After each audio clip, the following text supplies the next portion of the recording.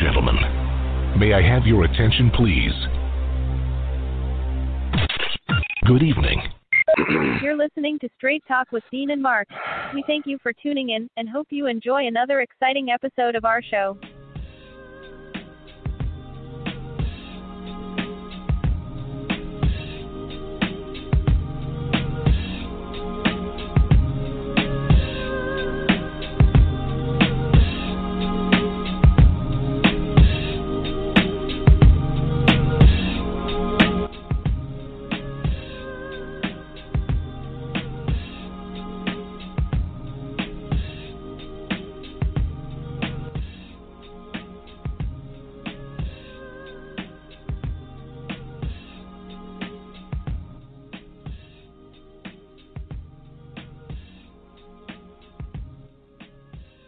Ladies and gentlemen, welcome to another episode of Straight Talk with Dean and Mark. I hope you sprung forward yesterday, unless you're looking at the clock wondering why we came on at 6.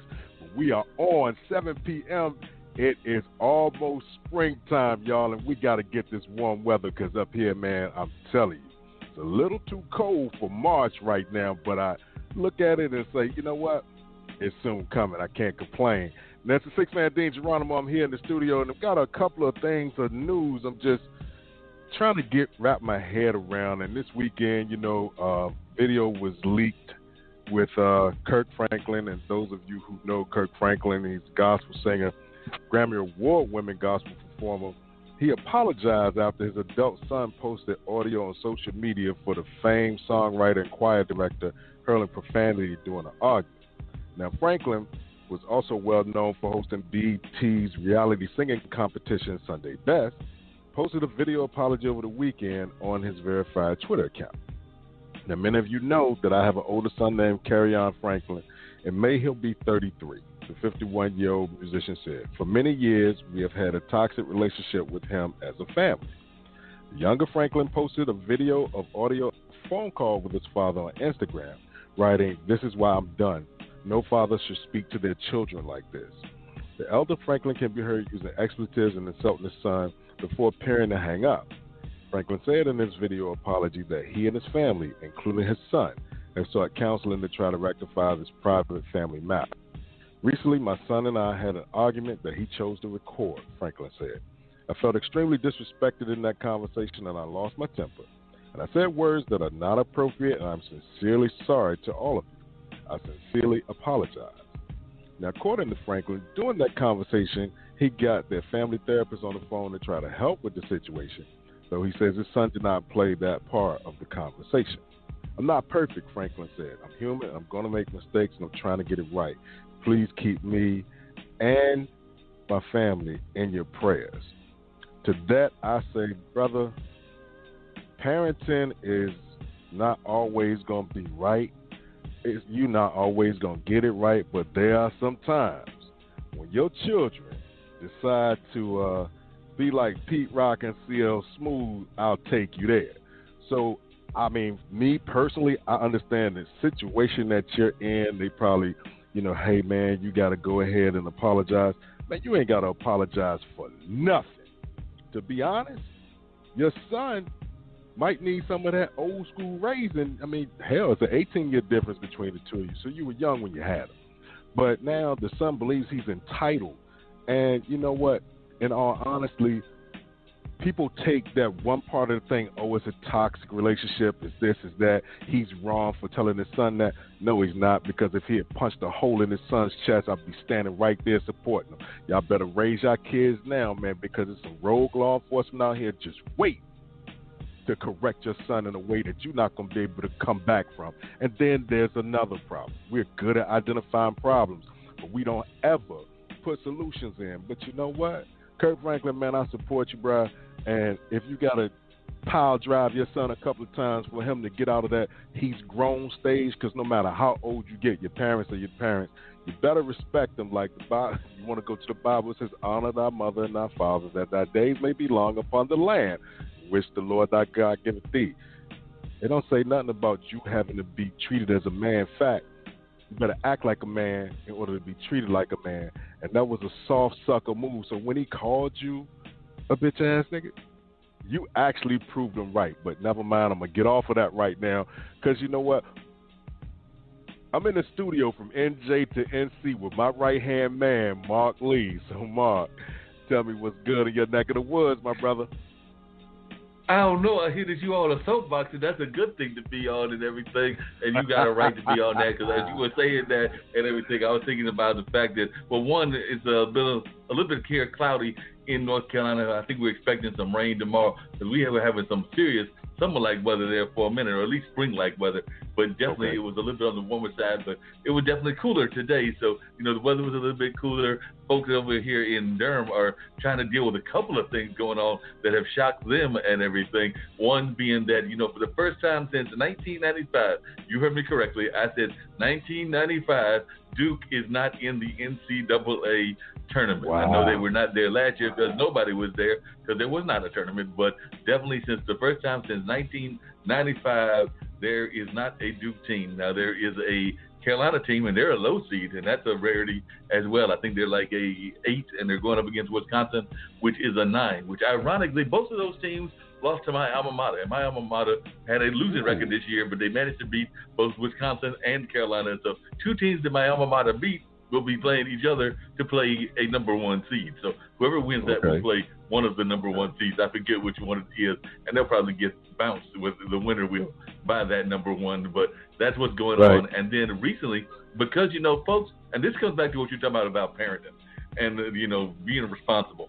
But Duke is in the middle, because, I live near Duke's campus, is in the middle of a shelter-at-place, not the entire city, not anybody else, but Duke is in the middle of a shelter-in-place because they had something like, I think there are 200 students that are under quarantine and maybe like 150 that had the case of the COVID virus and everything. And they are tracing it to a rush party. So a series of rush events because they were trying to get people to join their frats and their sororities and things of that nature. So, they were out there trying to get their party on and not following the rules that everybody had told them they needed to do in the first place. And because of that, effective on Sunday morning, they went into lockdown. And I think they're supposed to be in lockdown till, I want to say it's Saturday afternoon or Saturday evening. So like about a week-long lockdown, and that's assuming that there are no more cases, because it's just possible that it might be a shelter in place even longer than a week. But they are definitely in the middle of a week-long shelter in place because some people decided they wanted to try to get rushed in order to join a frat or sorority or one of the Greek life institutions. I know you're a part of Greek life and all of that, but there's a time and a place for everything, including the Greek life. And I think the middle of a pandemic isn't necessarily the time and the place. That's just my own thoughts on that and everything. But what I was going to say about what you were talking about in the sense of discipline, I can tell you right now, I am not a young man in the least sense. I'm definitely not in my 30s, not in my 40s, about to be pushing not that far away from those lovely 6 zeros and everything. But I can tell you right now that if Jim Lee, that's my dad, decides to come in here and decides he wants to enforce some rules on me and everything, and he's got me by like 23 years or something like that, because I think he's going to turn 82 in June. That's right, because mom's going to turn 79, and there's like about a 2 or 3 year gap. I can tell you right now that if either mom in her late 70s or dad in his early 80s decide that they want to enforce some rules, yours truly is listening. Yes, I am going to listen to him because he is the pops and I am not the pops. Exactly. So like I said, I am not going to be trying to buck up on him. I'm not going to try to do anything but say, yes, sir, no, sir, what can I do for you, sir? Exactly, man. I mean, it comes a time where in most families, every male child starts to believe that he is more of an adult than he really is and decides to test that water. For me, I was 15 years old, man, and the lesson I learned in that is that man will beat me down if I ask in certain ways by actions or whatever, and it wasn't anything that was malicious. It was a lesson learned that I am the king of this house. You can be the king too, but you got to have your own castle. You know what I mean? And like I said, I have my castle in my apartment, but I know if I go to 130 Nelson Street, which is where Dad lives at and everything, and it's public knowledge because it's on his website and everything, but I know that if I go there and everything, I know whose castle that is and everything, and it ain't my castle. And I remember when I want to say I might have been in my 30s or 40s, but I remember I was definitely a young man and everything, and definitely, and I was not like a teenager. I'll put it that way. I was definitely an older person, and I remember a time that I went in there and I tried to tell some backwoods lie to Pops and everything, thinking I was getting away with something. And well, first off, I made a very bad mistake. One thing is that, one, you're thinking you're going to pull the wool over any parent, and you are a parent. And even when my nephews try to pull the wool over me, all the times I'm like, nope, I know the game. I played the game, and I know that Malik, my brother, has played the game as well. So we know the game. We played the game. But when you think you're going to get away with something, that's your first mistake, thinking you're going to get away with it. So I thought I was going to get away with it. I don't even remember what the lie was that I thought I was going to get away with. But I, like my happy ass, decided to not just tell the lie, but decided to go into the bathroom when I told the lie. And, Dad figured out the lie. And so, what's the one place you don't want to be trapped at when Dad figures out the lie? Because all I remember is I think I was in the middle of something, and it wasn't like the sitting down variety. I think I was in the middle of the standing up variety, and all of a sudden I heard this fist come through the door, and Dad basically been like, "Boy, didn't I just tell you?" And I'm like, man. All I can say is, "Yeah, you're right." That's all I can say is, "Yeah, you're right." Yeah, my father will be 83 years old next month, man, and even though he's not as agile as he used to be, I'm still like, man, listen, you get that respect, because it when you get to a point where you start to become disrespectful to your parents or what have you, you cross a line, man, and people could try to put a term on it. Oh, maybe he grew up this, maybe he just doesn't fucking do what he was supposed to do. And as a parent, you want the best for your kids, and sometimes they just don't listen, man. You might as well go ahead and talk to the street, and hope that it sticks. Some kids are like that, some kids are not. Each child is different. However, when it comes a time for a parent to get in their kid's ass, they should not feel one bit of sadness for having to do that, because if you don't, then his son's going to think he's entitled, and he's going to start mouthing off. He's going to mouth off at the wrong time.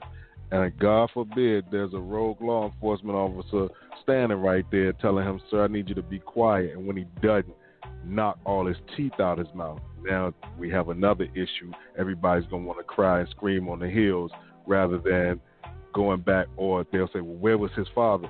You know what? After 18, they don't belong to us no more. So if they don't want to listen, I got a better piece of advice for everybody. Once your children become the age of majority, if they don't want to listen, stop talking. Let the world catch them and give them a good lesson. And after a few times of getting bust upside their head, maybe they'll listen to the lessons you tried to teach. And you know what? Speaking of lessons and folks try to teach them and everything, and this comes back to what you're talking about, Dean. What is your thoughts about, because I did watch a little bit of it. I'm not going to lie. I think I watched just about all of it. But, some of those performances on the Grammys, I'm sitting there going like, did your mama teach you anything about common manners and about not like letting it all hang out and everything? Because a couple of the performances, I'm sitting there going like, they're not leaving anything to the imagination. And I know I'm a fan of the blues. I'm a fan of the blues, and I know sometimes the blues music can get downright nasty and raunchy itself. But some of those songs were downright real raunchy, and I'm sitting there going like, whoa, this is like really not leaving much to the imagination and all of that. But hey, they seem to be very popular and all of that. But I was just wondering what your thoughts were, and if you watched the performance of Cardi B and Meg Thee Stallion and a couple of the others that were in that kind of category. Now, there were some other ones that were very profound in the sense of telling some very profound stories about Black Lives Matter, about definitely the way we're dealing with the virus and some other things. So I'm not going to say that they were all that way, but know that song, I mean, there's a full big giant bed and a bunch of scantily clad folks and everything that were just dancing all over the place. But I was just wondering whether you watched it and what your thoughts were of what you watched. I don't watch award shows. I usually stay away from those, man. I don't see, for me, I don't want to watch those. So instead of wasting time, I'll find something else to watch. That's just me. I'm only going to support the things that I like. That's just me. But shout out to Nas for winning a Grammy. You know what? Nas has been in the game for a long time, man, and proud of him. You know, I bumped that Ultra Black. I bumped the instrumental at work, and I think some people don't even know what it is, but it is what it is. But going back to your question, the hypocrisy, it seems like, you know, you want to cancel, like last week, they want to cancel Pepe Le Pew. Oh, he supports rape culture and all of that. Man, it's a cartoon skunk trying to kiss a cartoon cat that he thinks is a skunk. But you want to cancel that. But then you have the Grammys, and I could just imagine, you know, I know the song that they won for. I am aware of what they won for and what they performed. But, okay, that's fine. But a cartoon character that's been chasing a cat, a skunk chasing a cat for 75 years, and then all of a sudden someone who needs attention says, oh, he supports rape culture. I didn't learn a motherfucking thing, and I'm going to say it just like that. No dude learned the game from Pepe Le Pew. Like, yo, that's how you treat a female. You know what I mean? So now we're going too far into some things, but we allow others. You know, you turn on the TV and everything, you know, growing up back in the days, man, you couldn't even say damn on TV without getting an FCC violation. But now you got all the cuss words get said with the exception of the F word most of the time, unless it's cable. But then you have all these sex scenes and everything else. So now the kids are growing up and they're watching this on prime time. I mean, well, they should be in the bed. Well, shit. I used to go in the room. My parents thought I was in the bed, awake as hell with the TV on.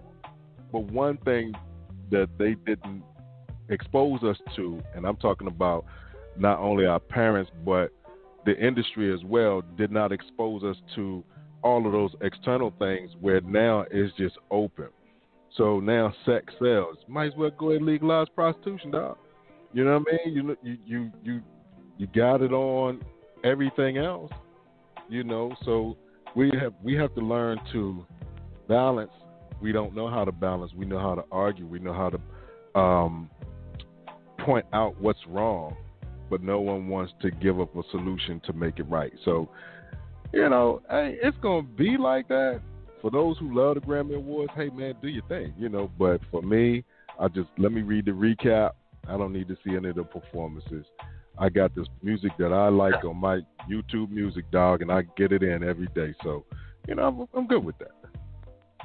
Yeah, I did want to give out one other shout out to somebody at least here in this area that won an award for a Grammy as well, and they actually won for Best Bluegrass Album. So I want to give a shout out to Asheville-based Steep Canyon Rangers, and they actually won for a song that honored a lot of North Carolina icons in music, including B&E King, Elizabeth Cotton, James Taylor, Doc Watson, and the legendary jazz performer Thelonious Monk. So while it was a bluegrass album, they were honoring the music from North Carolina. As a matter of fact, the song was called the North Carolina Songbook, and they definitely honored a lot of the rich tradition that comes from this state that I also call home as well. And they definitely did win an award also. So we got to give them a shout out. Also, I think there might have been a couple of others that won as well, but definitely glad to see they were able to get some recognition and to definitely get some honors as well. So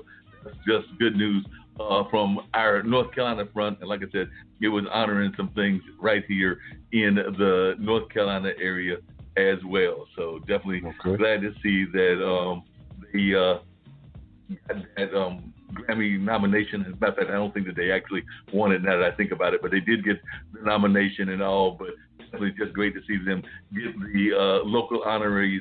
And there was a couple of other folks that got nominated as well that had ties here also, including, I think, somebody from UNCG. So definitely glad to see the representation, as always, from the old Tar Heel State and all of that. So just wanted to put that out there. And I also wanted to give a shout out to something that I have mentioned on the show before, but something that I was hoping was going to happen. It happened today. It took them long enough to make it happen, but we need to give a big shout out to Deb Haaland, if I remember the name correctly and everything. But she is the one that is the first Native American woman to be ever confirmed to serve as the cabinet secretary, and she's going to be running the Department of the Interior. So definitely that is a department that I think needs some strong representation from the Native American society, and also definitely glad to see her getting that role and being nominated on today. A very historical nomination. There's no doubt about that.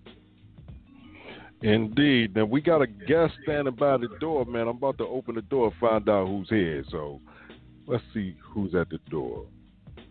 Welcome to Straight Talk with Dean and Mark. You are now on the line. Tell us who you are and where you're calling from. Was that me? That's you. Yes. Oh, hi. Sorry. This is Erin McCullough, and I'm here from Portland, Oregon. Wow. Hello. Hey, Erin, if you would share a little bit of your story, tell us a little bit about what you've got going on. I know I reached out to different folks, looking forward to having great conversations about the entertainment world as well as just the world of activism and some of the other things that we talk about here on a regular basis. But if you would just share a little bit about your personal story, and then me and Dean will go in and learn more about it as we learn more about you. Wonderful. Well, thanks for having me. I work with professionals, typically in leadership positions, and what I do with them is I help them create what I call impenetrable joy, which is where you have an internal experience of joy that is not disturbed by people or events, that you get to dictate and be intentional about, what you're creating in your life. That makes a lot of sense. And I think a lot of times we don't do enough of that. We don't pay enough attention to what actually makes us and gives us joy, particularly even in the business and the entrepreneurship world. I think a lot of times we get caught up in the things that are outside of our control instead of the things that are actually inside of our control. So how are some of the ways that you deal with that? Because I do think that whether it's pursuing a book kind of career, as I've known, I've talked to authors, or whether it's even talking to folks in the entrepreneurship field, whether it's a big company or a company like a restaurant, that a lot of times there's so much ingrained in what the things that are outside of their control and not paying enough attention into the internal aspects. But I'd love to hear your thoughts on that. Yeah, you hit the nail on the head, really. Coming from having been somebody who had an anxiety disorder that was so bad at one point that I was holed up in my home for nearly a year, I really didn't think that I was going to have, a regular life at any point. And one of the things I know about anxiety is that it's this attempt to control everything, everybody, all the things. And so when we do that, we recognize that we can't, right? We can't control other people and we can't control circumstances. But the thing that we can control is our response to circumstances and people. And that's really the only thing we can control. So when we start to understand that, then it's less resistance to what is, and you just sort of let this life unfold in a way that's much more calm and peaceful, if that makes sense. That does make a lot of sense. Now, when do you think that this first came to realization for you, like in your own business career and everything? At what point did this become something that you were more aware of? And then how did you go about making it something that you were able to help other people become aware of? It happened over a couple of decades, honestly. So it started with the anxiety disorder. After that, my counselor at the time, she had recommended that I go to a homeopathic psychiatrist who gave me a remedy which made the anxiety part go away, but it didn't make my brain part go away, the part that led to the anxiety. And so it took I thought, well, after that, maybe I can have a life. So I moved someplace that I thought would be a simpler life. I moved to Hawaii, to a small town, thinking, if I just make my life simple, then, I won't have anxiety. But lo and behold, it was me. I'm the one that created it. So I created it again. I started a business and it just took off like gangbusters. And I was super grateful for it being successful, but it was a lot of work and super stressful. And so I sort of created the whole thing again. And so I'm 10 years into this business I create, and a client calls one morning and she's complaining, and I just, jumped into action and was frantic and worried and had stress, and I raced over to a friend's house, and I backed into her driveway, and I sideswiped my car in her husband's truck, and he was under it working on it, and it nearly fell on him and killed him. And it just scared me to my core. And I thought, like, is it normal to be this frantic and stressed out all the time? This doesn't seem normal. And so I began working on myself, doing, seminars, self-development, reading a lot of books. And then a few years later, I found myself in the middle of a divorce, and it leveled me. And I thought, I should be able to pull on all that information I learned from those seminars I took, but I didn't have any strategies. I knew there was a different life to be had. I had seen it through the seminars. I didn't actually have the strategies to doing that. Does that make sense? No, that makes a lot of sense and everything. And I was just wondering, I know that on a couple of shows, including on this show here as well, we've talked to a lot of different business leaders. And a lot of times they'll talk about the nature of business education. And a lot of times they feel that business education isn't doing necessarily a good job of teaching the aspect of learning how to run a business. But I would argue part of the things that they also don't teach is the social aspect of running a business, and definitely dealing with anxiety, dealing with depression, dealing with another of other things that come with the whole aspect of being an entrepreneur or a business owner. So I was wondering, is that something that you think that even I would argue our colleges need to do a better job of, much less our high schools and our grade schools? But I was definitely wondering your thoughts as to what we can do to make it even more of something that is talked about on a regular basis. Because I do feel that a lot of times we don't pay attention to what the business owners are going through. I mean, we'll critique the business owners when they're doing really bad things, and we'll definitely think that they're having anxiety attacks and they're doing some very bad business decisions. I know we've definitely said that even here on this show about the past person at 1600 and some of his business decisions, as well as some of the business decisions of, say, Elon Musk and others. But that's not really helping in terms of creating this kind of mindset that we need on the business world. But I was just wondering your thoughts. Yeah, I 100% agree.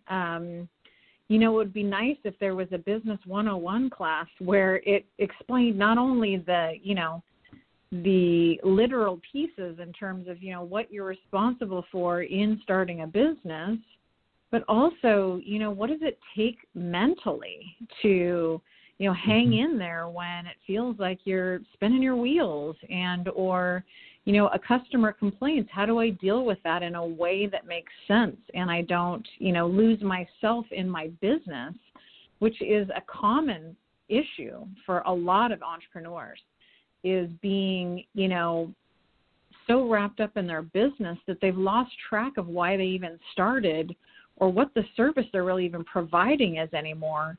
And it's a shame because, I love entrepreneurs. That's why I work with them. That's why I've been one for a couple of decades. But yeah, there's no handbook. And so you're just kind of, trying to roll with what is, but it gets stressful real quick. And, that's why there's so many coaches out there.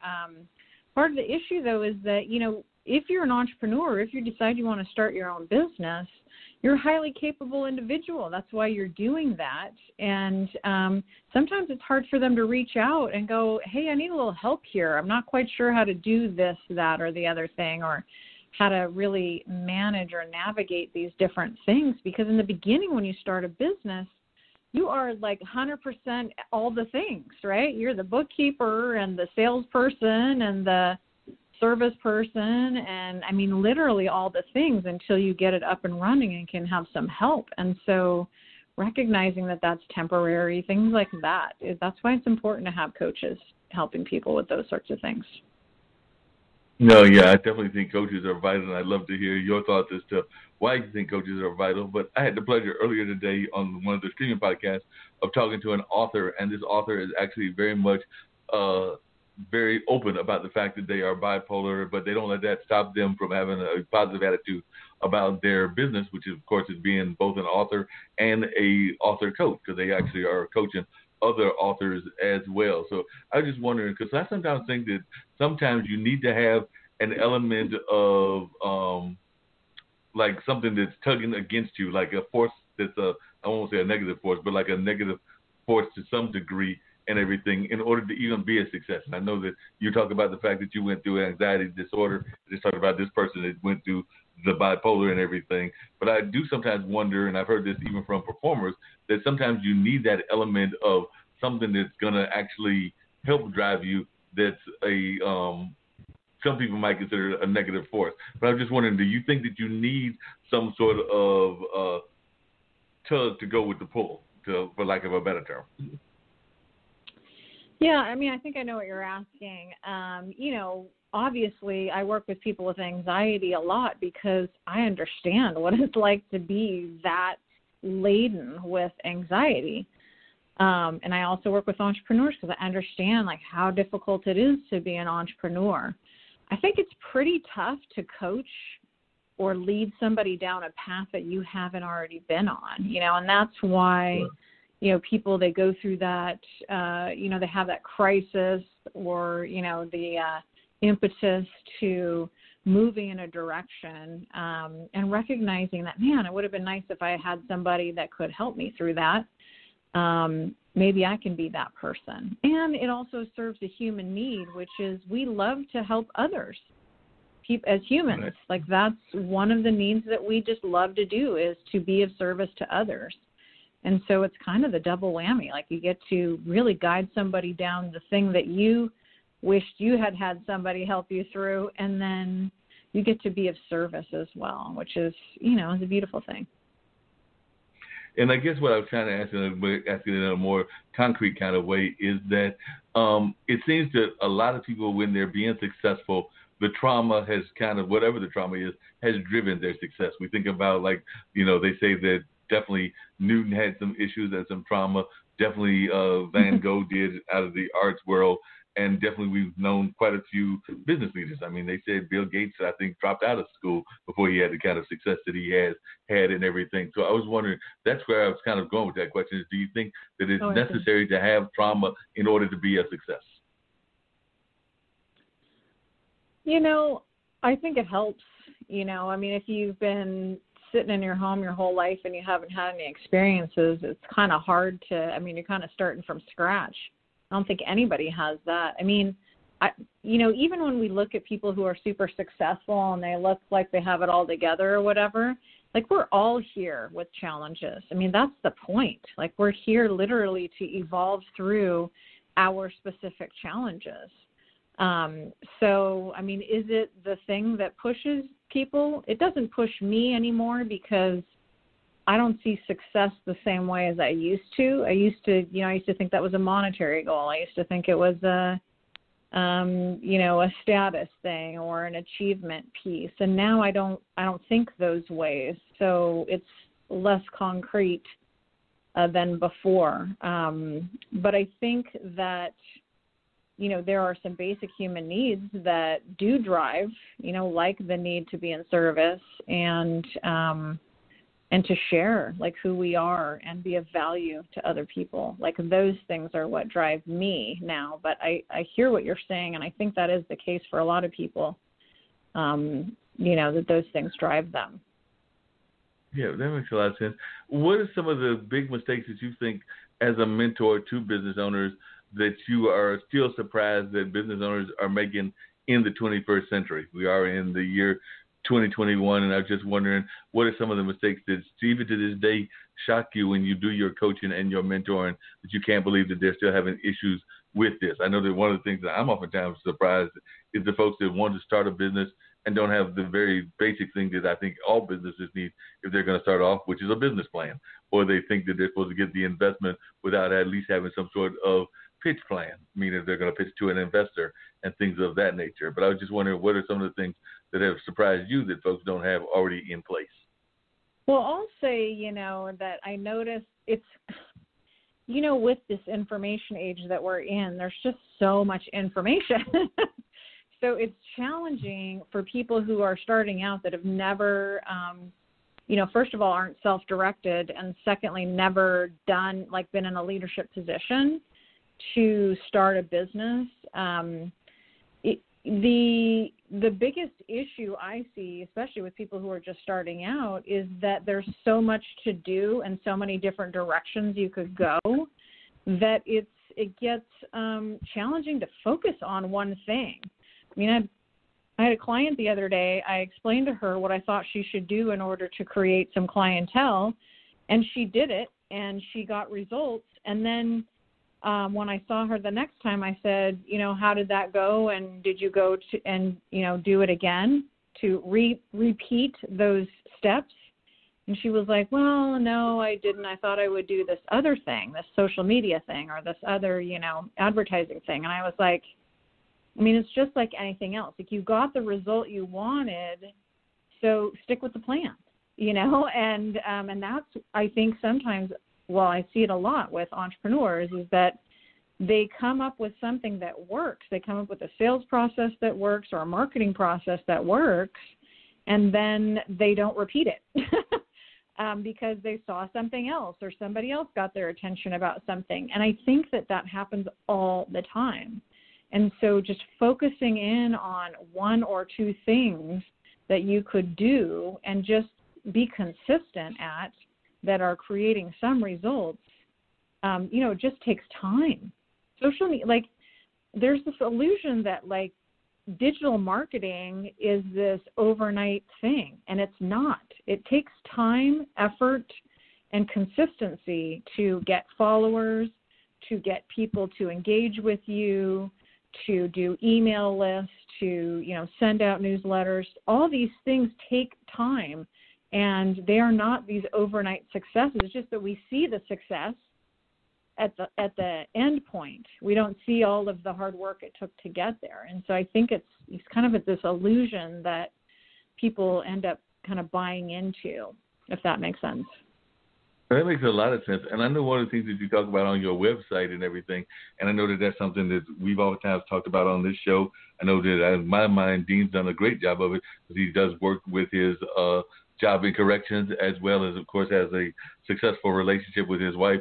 And definitely they have some side businesses and everything. But it's that work-life balance. So I was just wondering if you could talk a little bit about the work-life balance and what advice you give to folks in order to how to create it. Because I know sometimes I don't always know that I do a great job of it. Sometimes I might be doing 3 things at the same time. And then we know that doesn't always work out all that well, depending on how good you are at multitasking.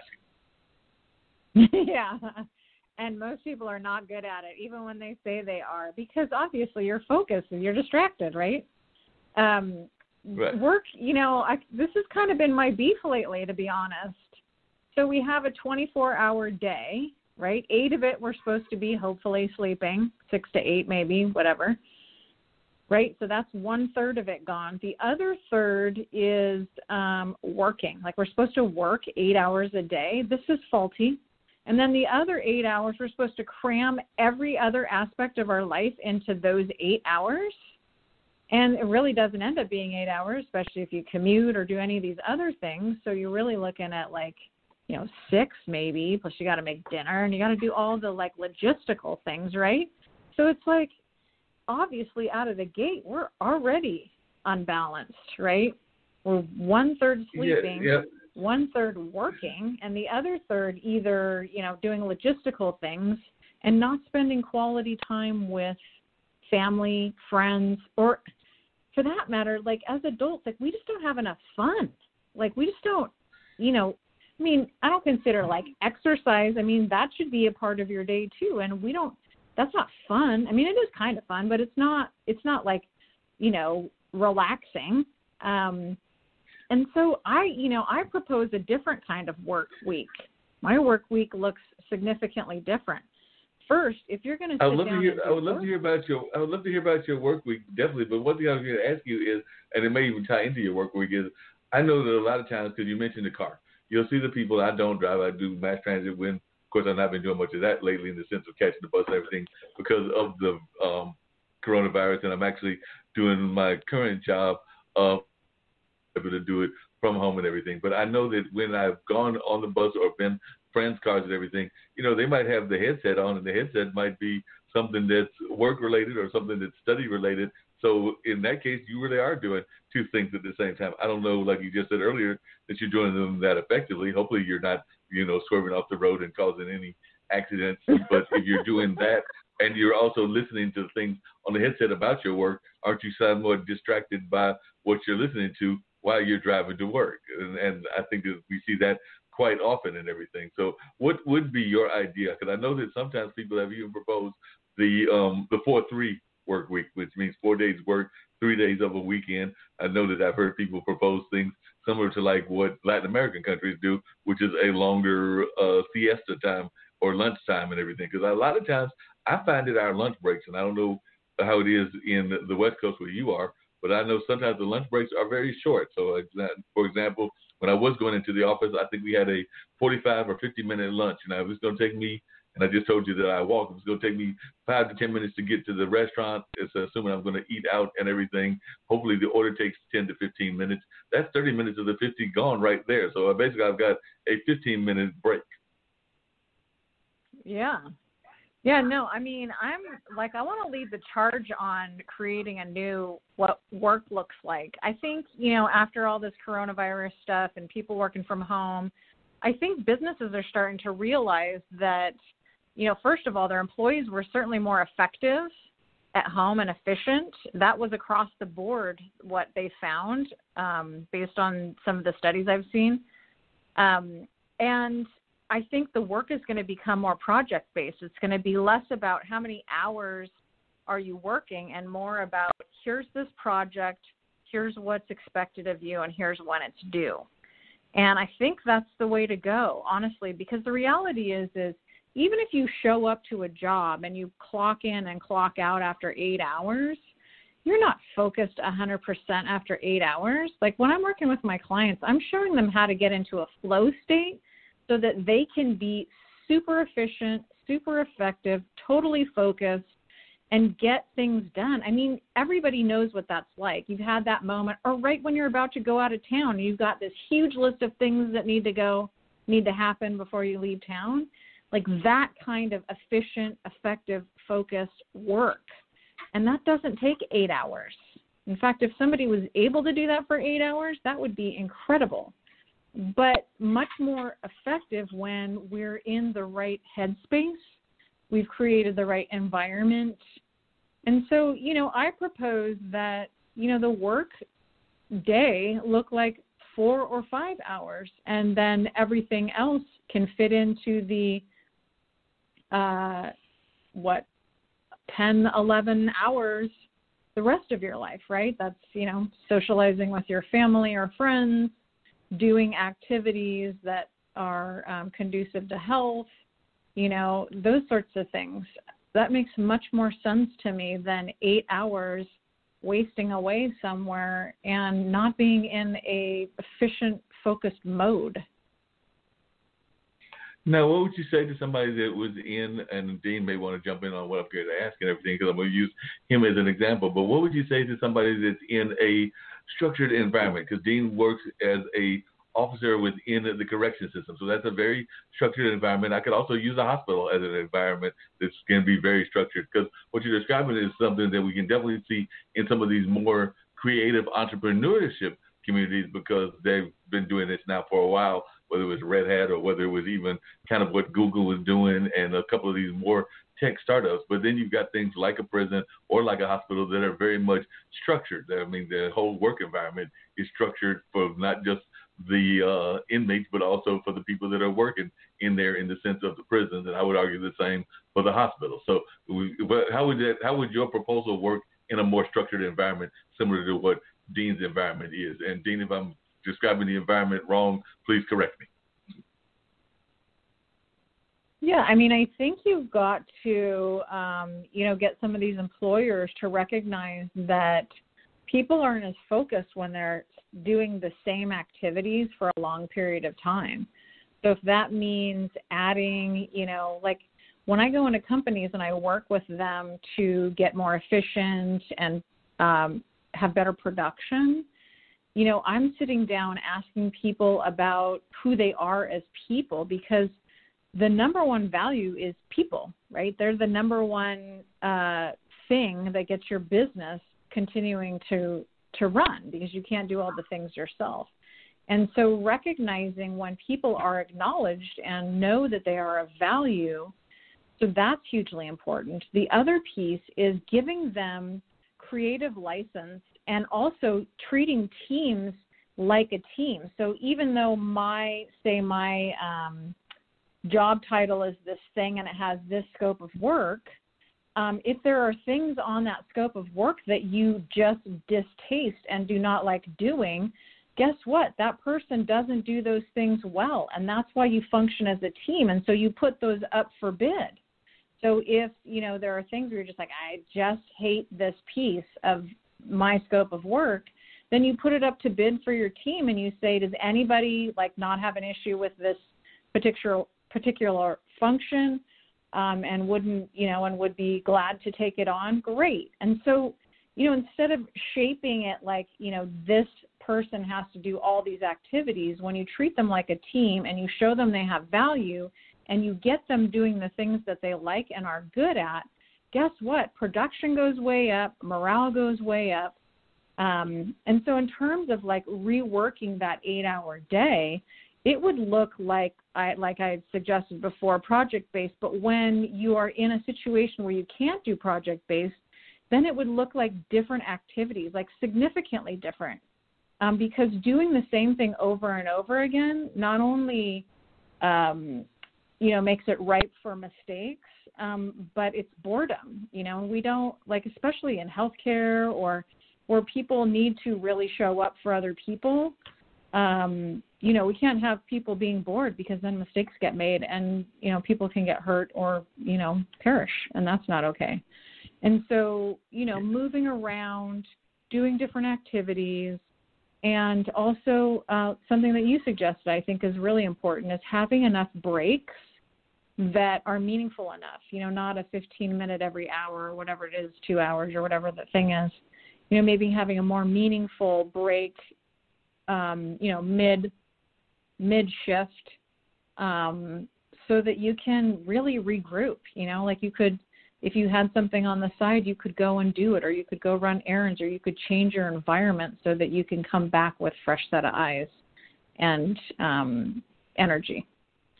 How important do you think it is to do team building exercises? Because I know a lot of times a lot of societies will do team building exercises, and I was just wondering how important do you think it is to have those team building exercises, and will we be able to do team building exercises in this new hybrid model? I've heard from a couple of folks that we might still be, even with herd immunity, in this kind of hybrid model for another, say, year, maybe year to two or something like that. But how important do you feel as a business coach team building exercises are, and are there ways to do team building exercises when the team is in several different places and in some cases even several different continents?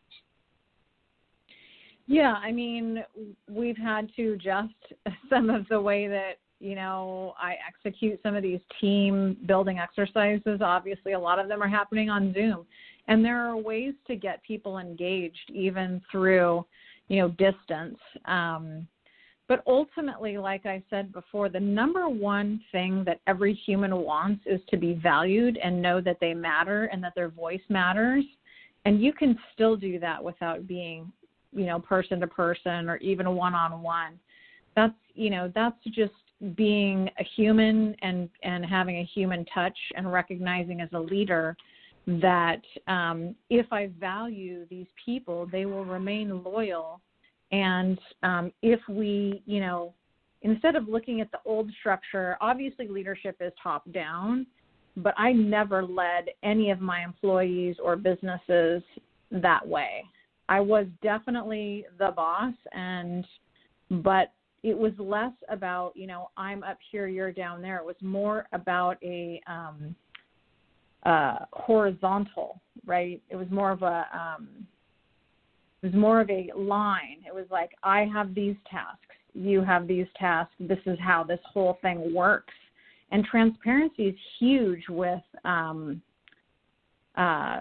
employees. Like, they really want to know where they fit into the whole system and why, so that it makes sense to them, so they can understand and have a deeper understanding of, where do they fit in, where could they possibly stretch and grow, and what's available for them to move around in terms of moving up or down or across, to understanding more. And that's what breeds loyalty, is when they feel heard, when they can be creative, when they're doing the things that they're good at, and doing them often, and not being, bogged down by things that they don't enjoy doing or they're not good at.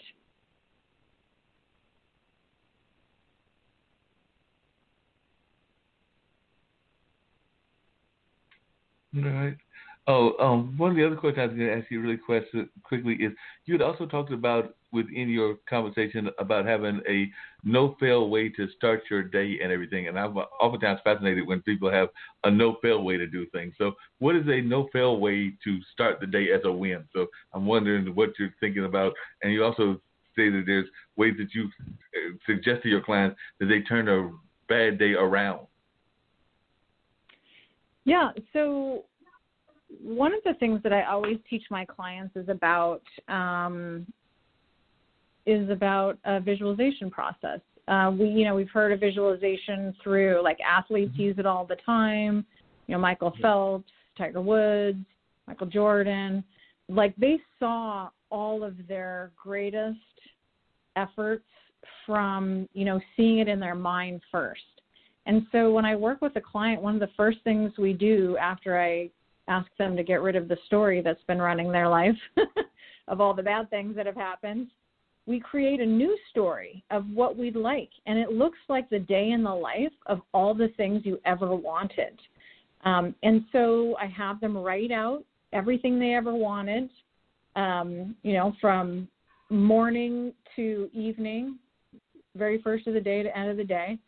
And then write it in a way that is, uses all of the senses, not for the purpose of being attached to those things showing up in your life, but for the elevated emotional response that happens. Because the reason that we want things in our lives, like you want to have that new car or the house or the relationship, is because of how we will feel how we think we'll feel when we get those things.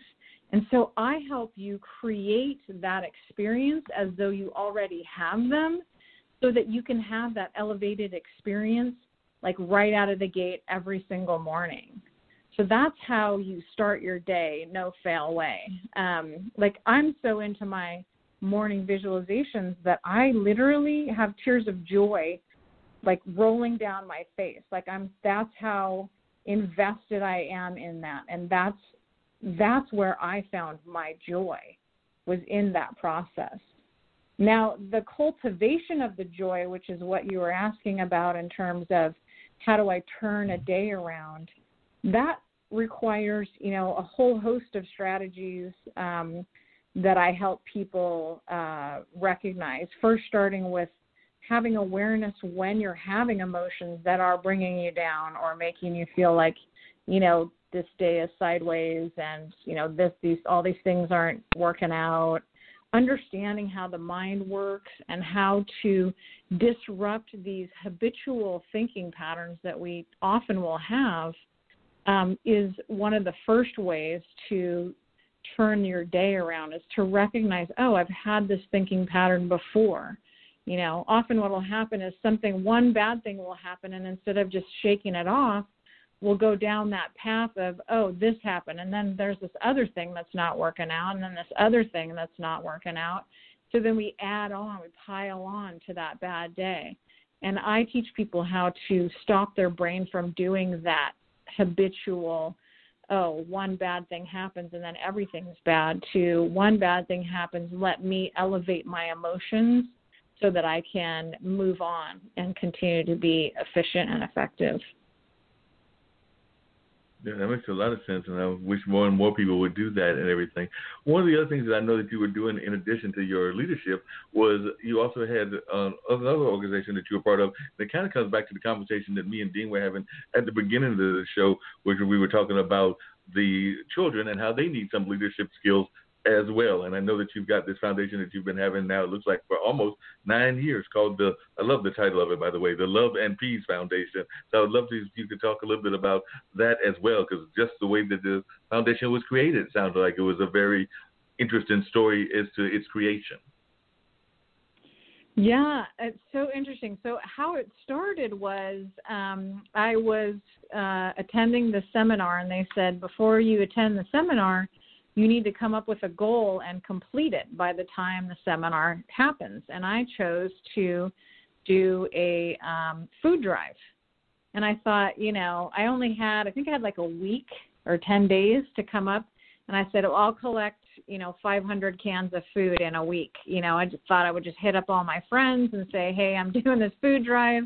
Any canned non-perishable goods you have, I'll take it. So I, texted all my friends and said, look, this is the day I want to pick up. If you've got any extra or you feel like you might want to go grocery shop, I'm going to take it to the food bank.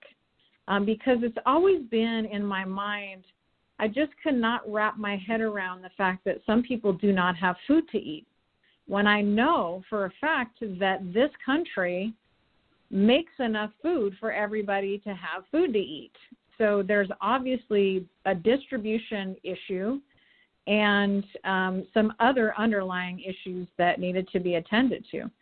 So that was the impetus, and as it turned out, I ended up collecting well more than, it was in the thousands of cans of food in like a week. And I thought, oh, that's interesting. But then when I went to the food bank to drop all the food off, I started a conversation with the woman who runs it, and I said, tell me about the clientele here. Tell me what you do with this food so that I can understand it better. I'd like to help. And she said, a lot of the food goes to food pantries, and they make warm food for families in need. If there's a family that, is in need and needs food, they can come and shop here, but that's a rarity. And I started to think about that, and I thought, it's one thing to come up with food to help people, but the other thing is there is a systemic issue with poverty, and it is generational. It's learned behavior. And I knew that having a degree in psychology and having looked at this issue while I was doing my studies in college. And I thought, I want to do something bigger than, just providing food. Food, obviously, in a pinch is absolutely what people need if they don't have it. But beyond that, it's a Band-Aid for a deeper issue. And so I thought, initially I used to sit on the board of Habitat for Humanity, and we started, the families that didn't qualify for the homes, I started working with them and trying to find, because mindset has been something that I've worked on for years, trying to put together a curriculum that would make sense for them to understand some basic things that I think some of us take for granted in terms of understanding, basic economics, how to get a job, how to keep a job, just some very basic things, how to stay off of state and county assistance and things like that if you don't need them, I'm not saying that they're a bad thing. They're obviously helpful. And so, teaching them, being a resource for them. And what I found was that the adults were less interested in changing the patterns that they had learned, but the kids were. And I thought, okay, well, I'm going to come up with some curriculum that I can teach kids to help them understand that there are resources for them that are not necessarily like handouts. There are mentoring, and I can show them that there are adults that can be supportive for them and that can be role models for them, even if they don't have them in their family. And so then we started on Oahu, we started going to the low-income housing and putting on these seminars for these kids. And it was remarkable, just, first of all, to get a better understanding of what their life is like, but secondly, that they're just kids and they're open and interested in learning different things. And so that was the basis for that.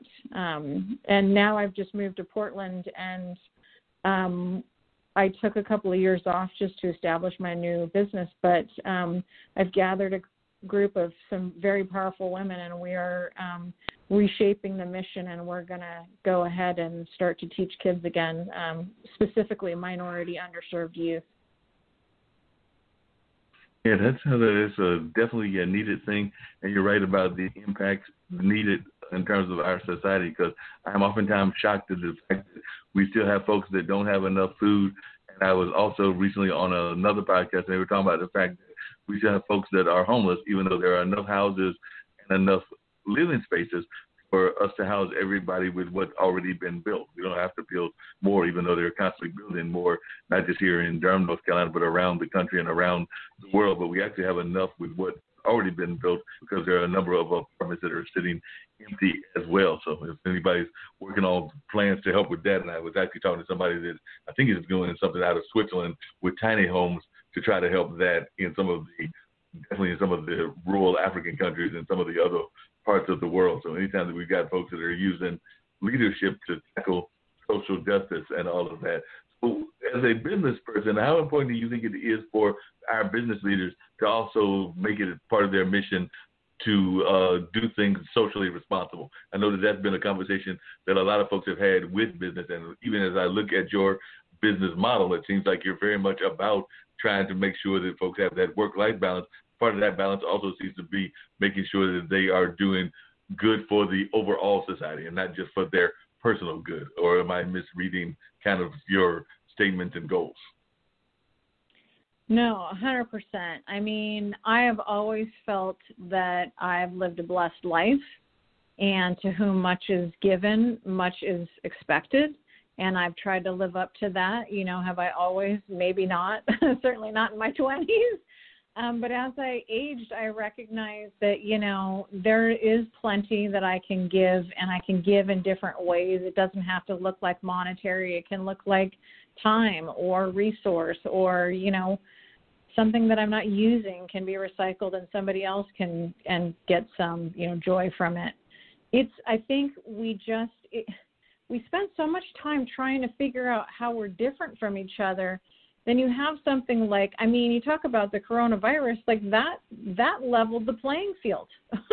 That literally went, all of you are at risk, right? So that just made us all leveled out. And, you know, and a lot of people stepped up to do, you know, all kinds of things, you know, making masks for healthcare workers, and, you know, giving them out to homeless people, and doing all the things, and, you know, giving food and doing all that. And that's wonderful. We are so connected as humans. Like we are so much more alike than we are different. And if we can take the time to slow down, which was the other blessing from this, and remain slowed down, like this life is not meant to be scheduled out minute by minute. Like that's not a life lived in joy, is when your schedule has every single minute attached to some sort of activity. When we can recognize that, you know, we're all humans, we're all connected, that we have the same basic need, which is to be loved and to love people that we care about, then we could begin to be so much more kinder to each other and sympathetic and empathetic. And I think that's important. And that can look like a whole host of different things for all different kinds of people. You know, if you don't feel like you want to give money because that makes you nervous, or you don't think that, you know, it's going to the right things, then find another way to give back, even if it's just to a neighbor. Like when we just as people are kind and share ourselves and our gifts with others, like that's enough. That ripple effect is enough. Yeah, I definitely agree with you on that. And I know that one of the nicknames that on your page you go by and everything, I was just wondering how that came about, whether a friend gave it to you or whether you came up with it about yourself and what that means to you. But I love this title, The Joy Slinger. So I was wondering how that came about and when you created that and how the whole nickname came about. Well, it's funny because when I first started this business a couple of years ago, you know, I called myself a business coach because that's, you know, that's what I'm good at. I'm good at business and I'm good at mindset. So I thought, I'll just call myself a business coach. But I sort of quickly realized that although I do help my clients with business issues, most of the time we were talking about, the brain and how it works and how do I have a better experience in this life. And that was the thing that really made me excited. And I knew that, why I'm here, my purpose is to show people how to find their joy and cultivate it daily. And so I think I was on a podcast with this woman, and she was just like, so what exactly do you do? And I said, well, I used to call myself a business coach. And I was like, wait, I'm really not a business coach because I'm not doing policies and procedures. And I could have said I was a mindset coach, but I'm teaching people how to be in joy. And then I was like, I guess I'm a joy slinger. And so it just came about like that. And now that really is the truth of what I do. I literally teach people how to get out of anxiety, stress, and overwhelm by finding their joy and cultivating it daily. Sounds like a great thing to do and everything. What has been some of the most unusual approaches that you've had in terms of being this joy coach and this business coach? I'm sure that you've run across some clients that were some unusual clients or some unusual experiences, and I would love to hear some of those, and I'm sure our listeners from around the globe would as well, because I'm sure that if you've done this work, there have been some cases that you probably thought to yourself that I don't know if I can bring this person joy in their business, or there might have been some that brought you a lot of joy because of the nature of their success and the way that their success fulfilled itself. But I was just wondering if you could share some of your positive stories or any of your challenges. Yeah, part of the challenge for me is that when people find me and want to work with me, they are all in sort of different, not levels, but they're just like different understandings of certain things. And so, part of the fun for me and the challenge is getting to know who people are. And I do that through, I always have these worksheet activity things that we'll do just so that I can, get people to loosen up and tell me the things, because it's an honor to be coaching people. And I'll tell you that although we talk about business as well, most of what we talk about is personal, which obviously affects business. But as a person, as a leader, how they're being, because we're just simply too close to ourselves to see where our pitfalls are, where there's areas for growth. And so each client that I've had clients certainly where we just weren't a good fit, but it's not, I guess I'm surprised sometimes at the answers that people will tell me, but in terms of humans, I go back to, we're so much more alike than we are different. Ultimately, we just want to love and be loved, period. That's the deal. Anybody, even superficial people, could say, no, I just want to make a bunch of money or whatever, and that's super cool too. That's fine. I'm all about abundance. But the reality is, when it gets down to it, you're on your deathbed. You're not thinking, I wish I had worked more. I wish I'd amassed more money. I wish I'd amassed more things.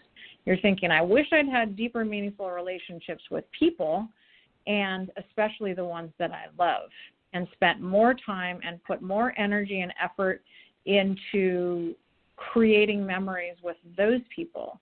And so when I come about it from that place, recognizing that we are all so much more alike than different, while I coach people that are nothing like me in some personality characteristics, in reality, the bottom line, the basis is the same. And so I've got to meet them where they're at and dole out information in ways in the right size for them. And that's the challenge and the beauty of what I do. I get to, watch people grow and evolve consciously and recognize things about themselves and their life and make great changes that create a significant amount of joy. And what a wonderful thing that is. And so for me, it's just an honor that people, feel comfortable enough sharing themselves with me.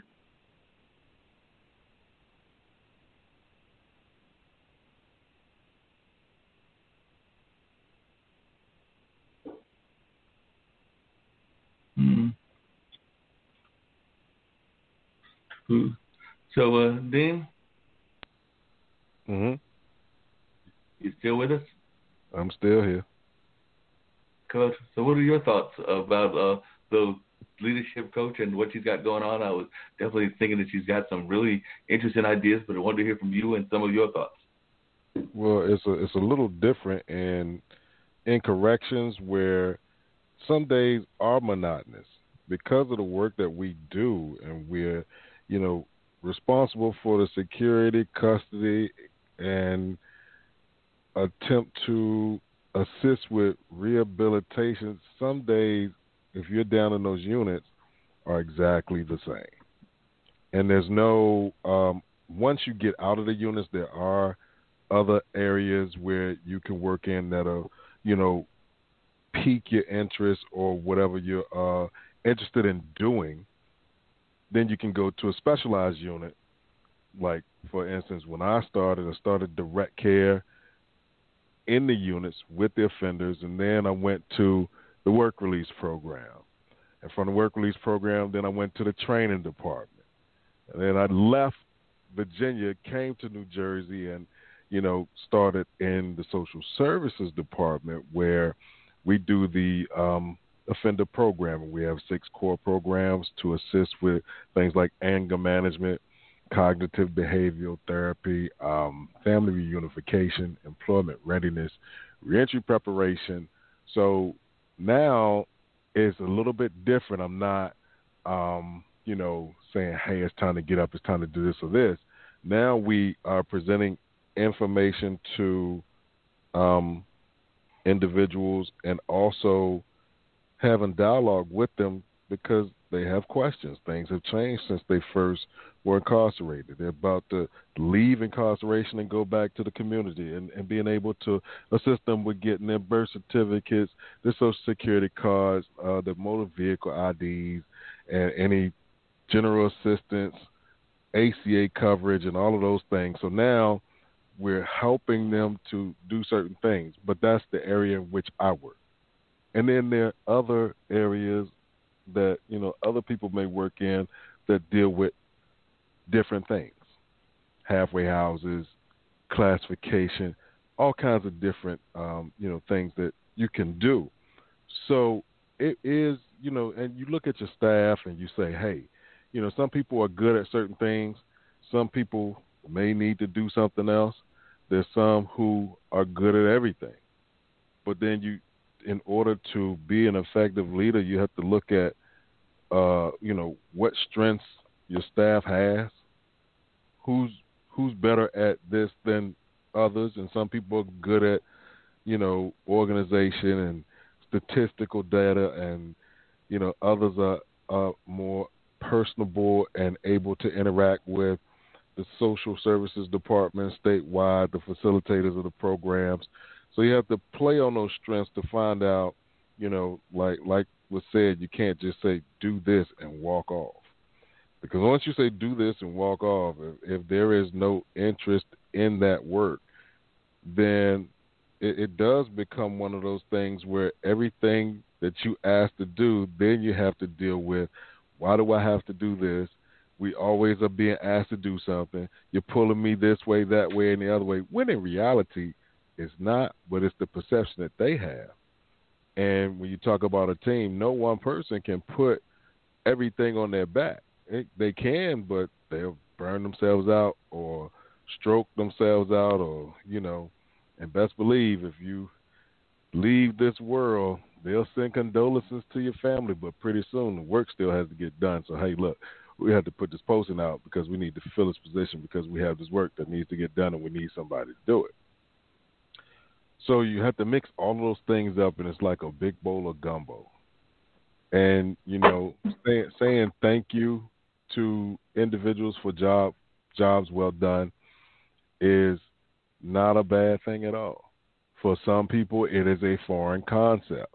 However, if you want your subordinates to have that enthusiasm on a day-to-day basis, to know, like you said, to know that they're appreciated, to know that what they do is valuable, means something, If I go to work and you don't say anything to me, I'm just going to do my job. And now after a while, I'll start slacking off some things because, hey, man, you might not be paying attention.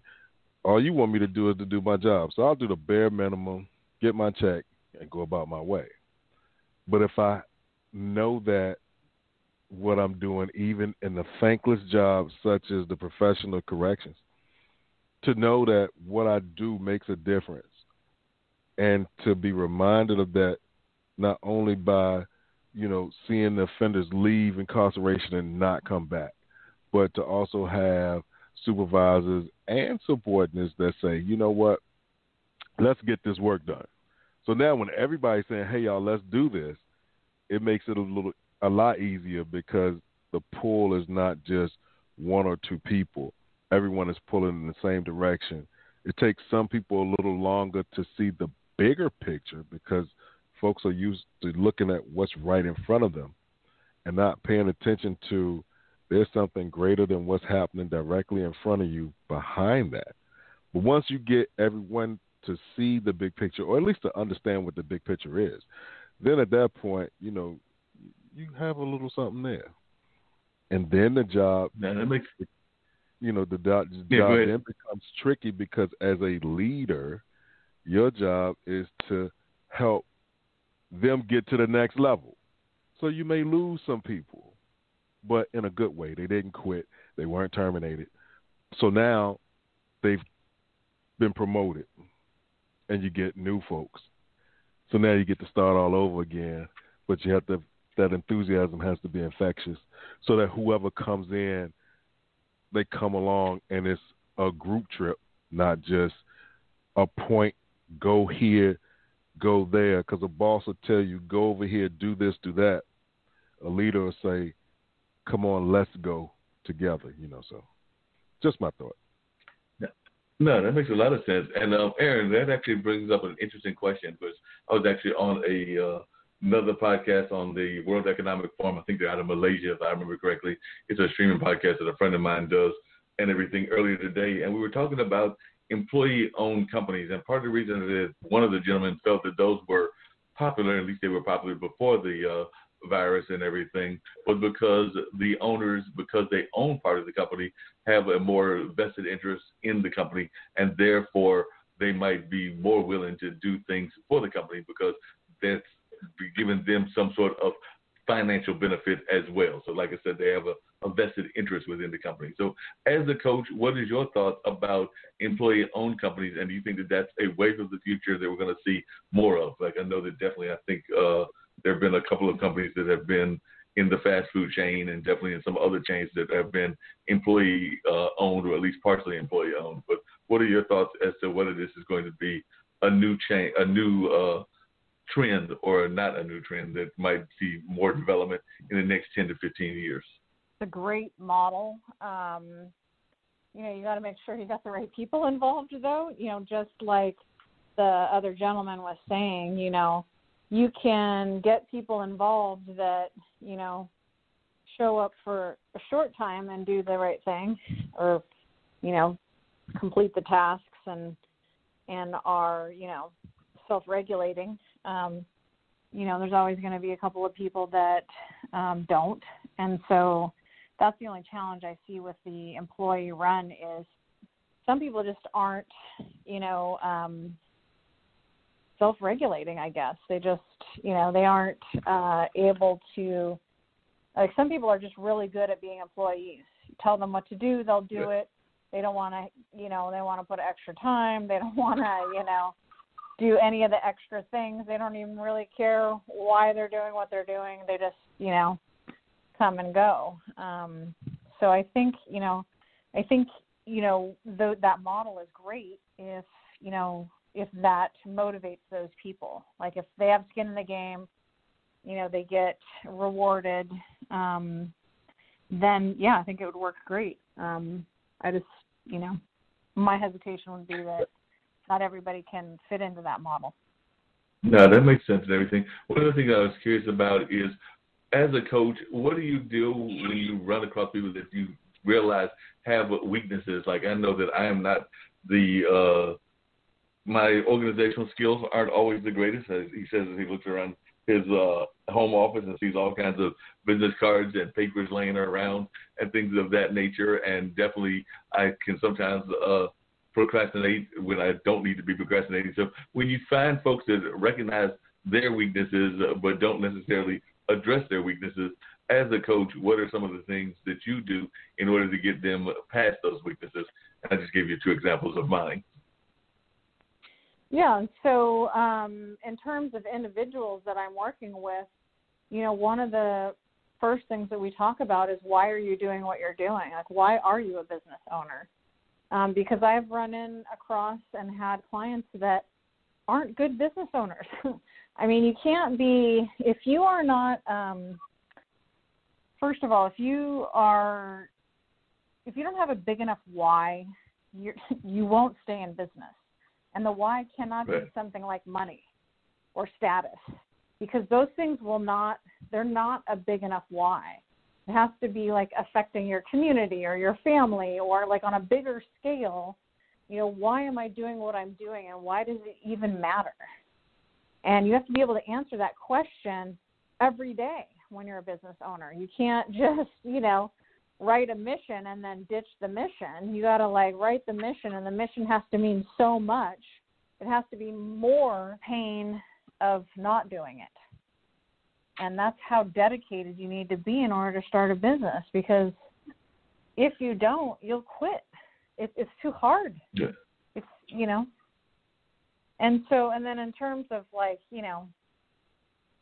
I'm not in the business of, certainly I will help people, organize their thoughts and, give them a path to follow, but I'm not in the business to make them do anything.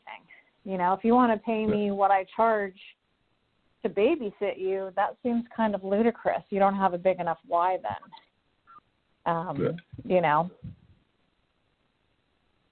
No, that makes a lot of sense. Why do you think it is, and I've had this conversation with a couple of folks, including here and everything, but I'd love to hear from you, Erin, as to why you think coaching has become so big, because definitely I've noticed an increase in coaches.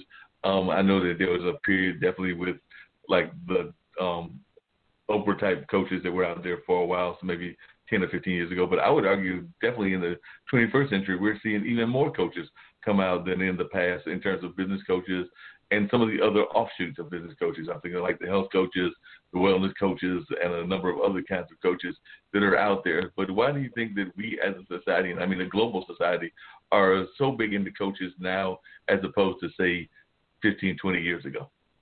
I think that we don't need to reinvent the wheel. I think if you are seeking to, I'm not saying that there is a cookie cutter way to do any kind of business, literally. Like if you have a marketing business and you know somebody else who has a marketing business and they're super successful and you follow all the steps that they do, is there a guarantee that you're going to have a really successful marketing business? No, because it doesn't work like that. And so, part of the reason I think, coaching makes sense is because people are going, oh, I don't want to have to reinvent the wheel. This person already achieved that. I'm going to do exactly what they want. What they did in order to create that same success.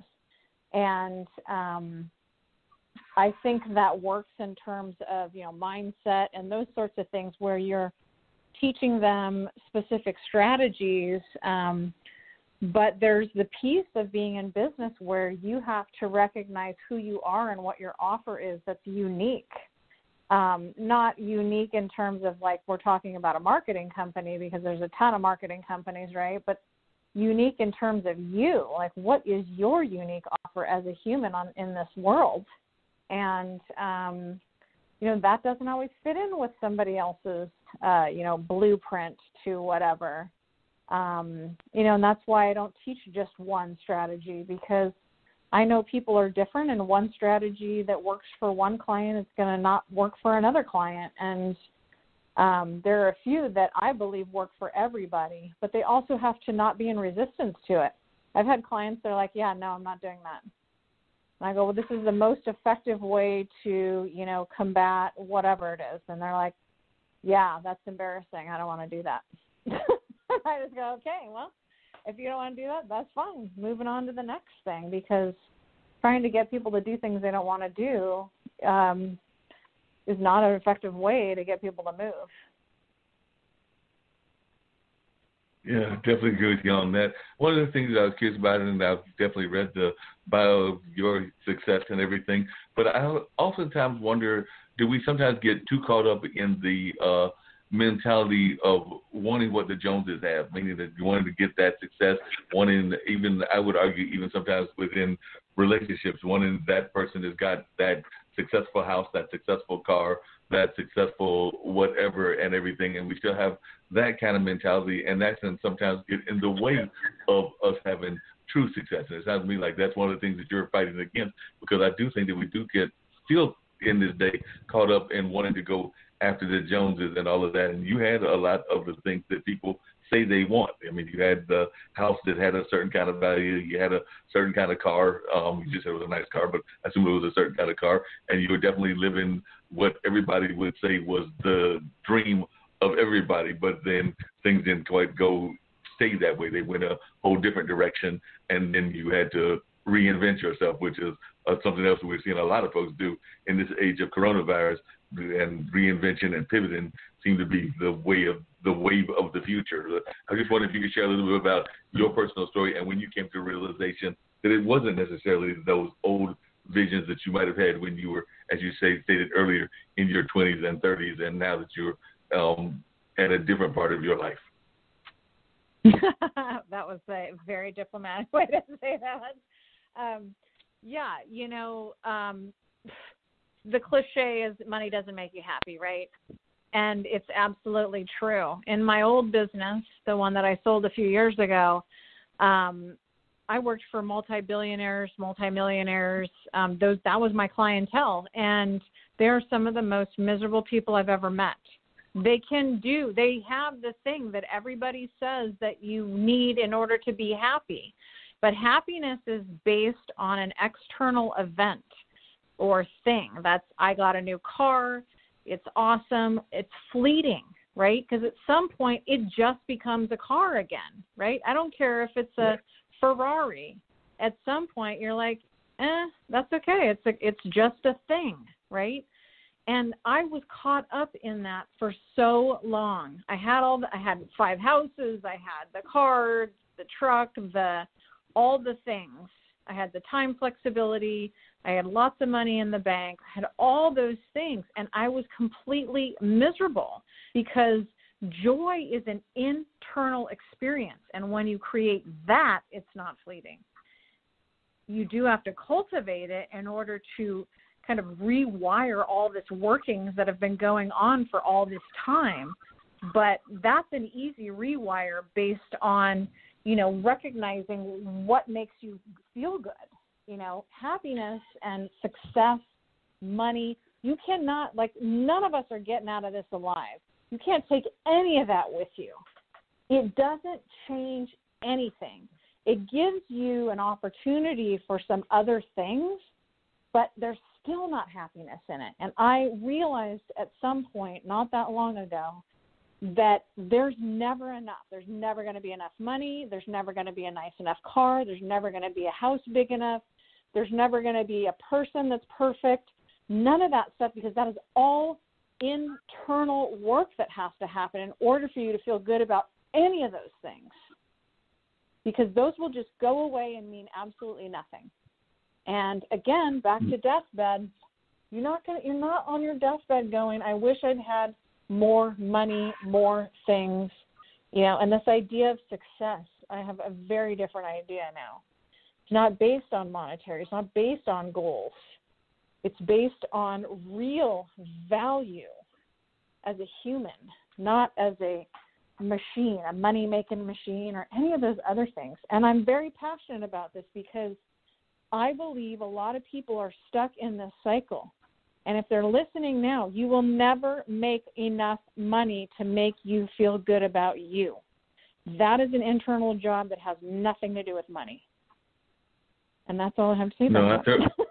I thoroughly agree with you, and I couldn't argue with you more. I know that my dad, who is a fairly successful local artist and everything. But one of the things that he taught my nephews, and I don't have any kids of my own, but he taught my nephews was definitely to kind of enjoy Mother Nature and enjoy the simple things of life, as we like to call it, at a very young age. I remember him running around when they were like probably toddlers, like literally crawling around. He was showing them like flowers and plants and other things. And a lot of folks would say that that was much too young to be doing that, but they are some of the most inquisitive preteens that I know even to this day and everything. So I would argue that that's probably something that we need to do more of. So I definitely agree with you that that whole concept of going after the Joneses doesn't necessarily seem to work, but society, and definitely that whole Hollywood society, seems to want us to believe that the next thing we need is going to be the next yacht or the next big boat or the next airplane and all of that. And I'm oftentimes shocked and because I've never understood the mentality of having, well, maybe I shouldn't say totally don't understand, but having like way too many houses. Like I said, I get like maybe having a house on the East Coast and the West Coast and different things of that nature if you got businesses on the East Coast and the West Coast, but then you hear of the folks like you just mentioned that have got 8 or 9 houses, and it's like you can only live in one house at a time. So what happens to the house the rest of the time when we've got a homeless problem going on in our world and in our society? So I never quite understood that mentality, but I do know that it exists out there and all of that, and there are folks that are got that mentality. I guess they're part of that 1% that I am nowhere near being part of and all of that. But I'll just, so I agree with what you said a lot about how we need to have more of a wellness attitude and more of a positive attitude.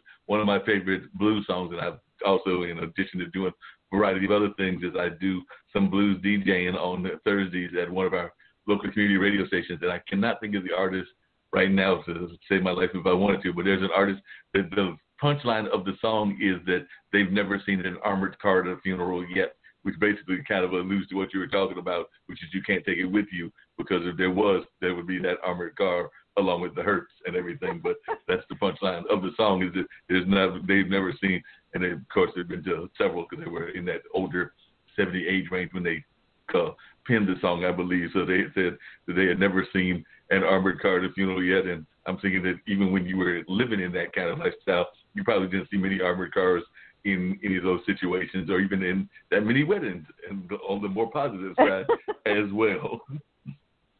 Yeah, I love that line. That line is 100% right on. And don't get me wrong, I'm all about abundance, and I like things too. I like nice things. I like to travel, all those things, but that just can't be, in terms of my way of thinking, that can't be the thing, right? And I'm not building a business for, accolades or money per se. I'm doing it because I have a service that I'm bringing to this world that matters and makes sense. And I happen to make money at the same time. Fantastic. Great. But that's not the purpose. And I think a lot of people think that is the purpose, and that's an empty purpose. There's deeper meaning to be had in this life than money. No, I definitely agree with you. There definitely deeper meanings to be had than just money and things along those lines. When you talk to folks that live that kind of lifestyle and everything, what are some of the myths? I mentioned myths just in business, but what are some of the myths that you think that they have bought into? That is it just strictly that money is going to get them this sort of like perfect lifestyle, even though I don't know that there is such thing as a perfect lifestyle, just like I don't know that there's a person, even though a lot of times we oftentimes are looking for that perfect person, even though I think that we're looking for fool's gold in that sense, because we've all got our good aspects and our negative aspects in life and everything. But I was just wondering, what are some of the mythologies that you think folks that are in that 1% have fallen into? Well, I mean, I think that our society has done a huge disservice by likening advertising that says, when you have the car, the house, the relationship, you look a certain way, you're thin and tall and, maybe white or whatever the thing is, which mostly that is the thing, then you'll be happy. and that's a huge disservice it's had, and a lot of people, myself included, bought into it for many, many years. And it's hugely impactful for people because when you see the same thing over and over again, you begin to believe that it's true. But I think if, one of the places that I love to hang out the most is elderly homes, before all of this mess that's happened in the last year. Because, older people, they just have a broader understanding of what's going on because they've been around longer.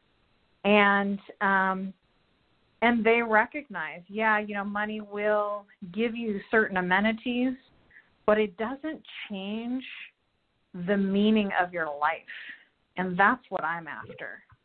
Like, we've spent too much time chasing after things that don't make sense. Now it's time to spend all of that effort and energy on having meaning in our lives, like real meaning, like meaningful conversations, memories made, connecting with others on a real level, not because I want to get something from you or, sell something to you or whatever. It's because we're humans and we're having a human experience and we're so much more alike than we're different. And let's celebrate those things, Yeah, I definitely agree with you on that. We got to have those real meetings, those real conversations. I know we had a guest, I think it was maybe a couple of weeks ago and everything, that talked about generational wealth. How important do you think it is for us to do that, understanding that we want to have wealth and definitely, or want to have at least a reasonable lifestyle? I won't even say wealth, but at least a survivable lifestyle and everything. But how important do you think it is to pass that on to the next generation? So is that something that even with your daughter, is that something that you're trying to work with, being able to be sustainable enough that you're able to pass it on to her, and maybe she's able to pass it on to her kids should she decide to have kids and all of that? But how important do you think as a society it is for us to create generational wealth? I don't think it's important at all. I have lived a blessed life. I didn't grow up poor or anything. I didn't want for much. My college education was paid for mostly by grants and my folks, and they paid for books and all kinds of things. I made my way in terms of paying for, housing and food and those sorts of things. And I think that's important. I have a college fund for my daughter, but it's not going to cover. I don't want it to cover everything. I want her to have skin in the game too. When we don't have skin in the game, we're not in it. It doesn't mean as much. When somebody hands you, like my folks, I turned 16, they gave me a car for my birthday. When I graduated from college, I got another car. Like, that's craziness. I was grateful. Don't get me wrong, super grateful. And that won't happen for my child. I'll help her with things, but I'm not going to hand her anything because I want her to understand what it's like. She's, as it stands, she lives a blessed life. She grew up with me owning businesses and having, a nice income, and we've traveled all over the world, and she's an only child. So it's really challenging to not have a spoiled only child because they don't have to share anything with anybody. But I try to give her different opportunities so she can understand. As it were, she's super great at manifesting the things that she wants in her life. Just she understands how this world works, and she's also has a super high EQ. So she gets what it takes to have people like show up and support you, even as a very young child, saying thank you and appreciating and letting people know like how much they appreciate and bringing them into your world and not just, acting like she's owed these things, recognizing that I'm not owed these things, but if I ask nicely, I might be able to get that thing. And if I appreciate it, people will remember that and feel appreciated and valued. So she's learned some of these things like from a young age, and as it were, she's manifested some crazy stuff in her life. And, half the time I say, man, I wish I'd come back as her. Wow. But I'm not going to pay for, she's not going to turn 16 and have a car, let's just say. She's not going to, I want her to have skin in the game and 100% all in when she decides on something. And, and feel it herself, too, because that didn't really get me anywhere when people handed me stuff, I mean, it was appreciated, but, it's good to learn. It's good to work for your own stuff, too. And speaking of working for your own stuff and everything, one of the things that I've always been fascinated by, and I remember even as a kid being fascinated by, was the whole Horatio Alger story. The person that apparently didn't have anything and then worked their way into creating a business and things of that nature. But it seems to me that with the internet and with social media and with a number of other things that are out there now, that we have hundreds, if not thousands, if not millions of Horatio Algers out there now.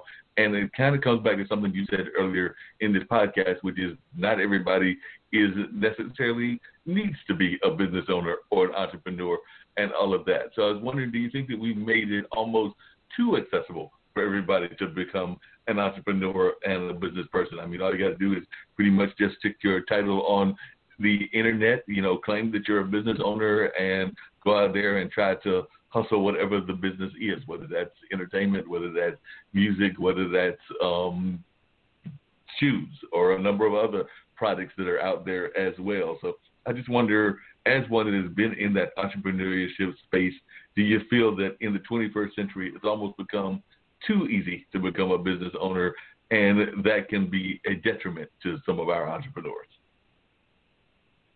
I'm not going to lie. I'm slightly concerned about, this digital age that these kids are growing up in terms of, getting self-esteem from access to each other, in terms of bullying and this comparing ourselves to one another thing that happens a lot, especially on social media. Getting this person has millions of followers, and I'm watching my child watch these videos and think, what are they bringing to the table here? They're not all that entertaining. I'm not quite sure why they have so many followers, or what's the service here? That slightly concerns me. Or when I see social media where people are taking all these pictures of themselves, looking for, feedback. Am I pretty enough? Am I, thin enough? Am I all the things that we're supposed to strive for? And that concerns me for sure. Partly because, self-esteem, again, internal journey. Also, these people that have these followings that do sort of nonsense things that I watch all the time with my 13-year-old. That's not real, and that's really not a role model. And it's certainly, it sort of sets up this whole other ideal for these kids to thinking that this is something to strive for, or that anybody can be a YouTube star, or, which, I'm not about telling people that they can't do anything, because I believe you can if you set your mind to it and you get very intentional. But it's just a weird dynamic. Just that whole look at me culture. And it's fantastical. It's not real. And I know a lot of kids kind of think that it is, and they want to sort of strive to, be a YouTube star or whatever. And I just ask that they look a little deeper and try and find a way to really express who they are, truly who they are, and bring that value to this world.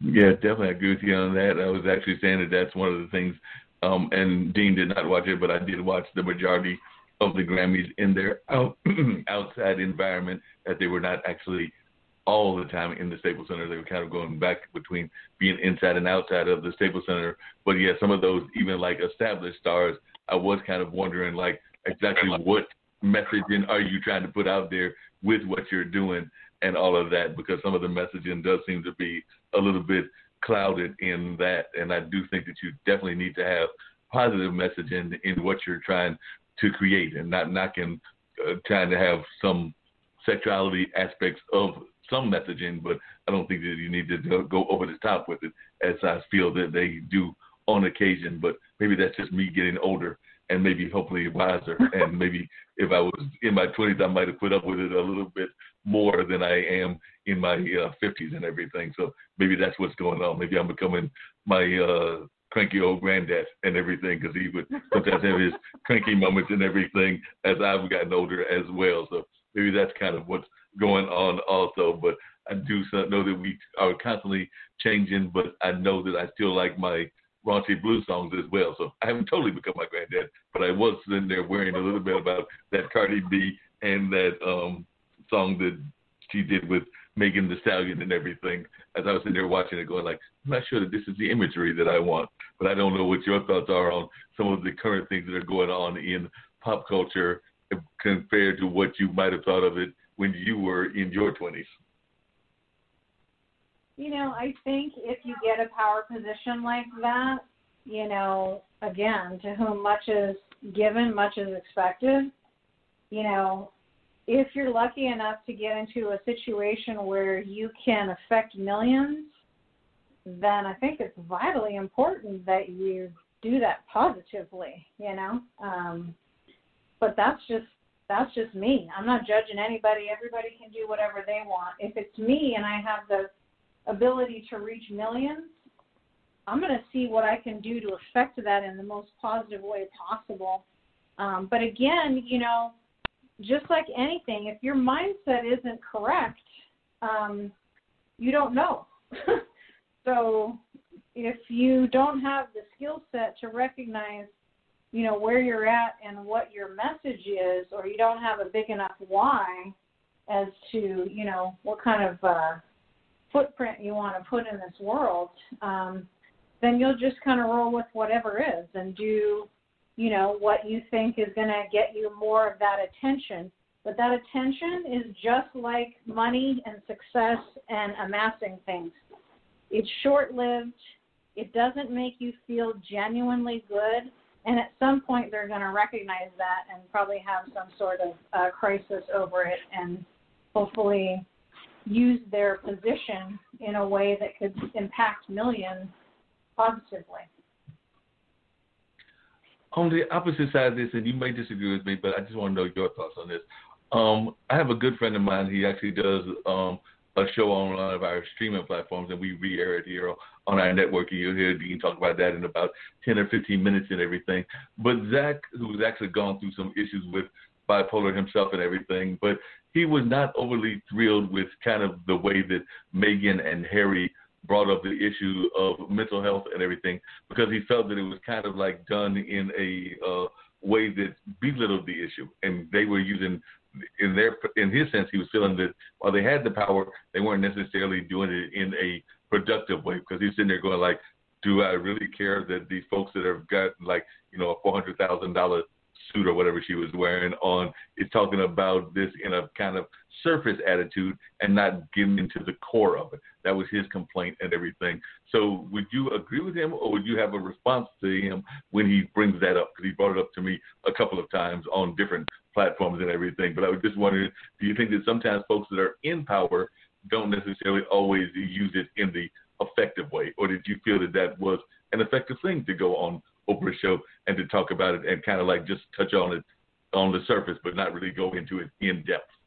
I hate to say it, I am interested in watching that interview, but I didn't watch it, so I don't know specifically what you're talking about. But I do know that mental illness has not been, given its due. It's a real thing, and it affects a lot of people in a lot of ways. Just not simple things, but, little things like, anxiety, that's maybe not acute, that's maybe not a full-blown anxiety disorder, but it's not any less important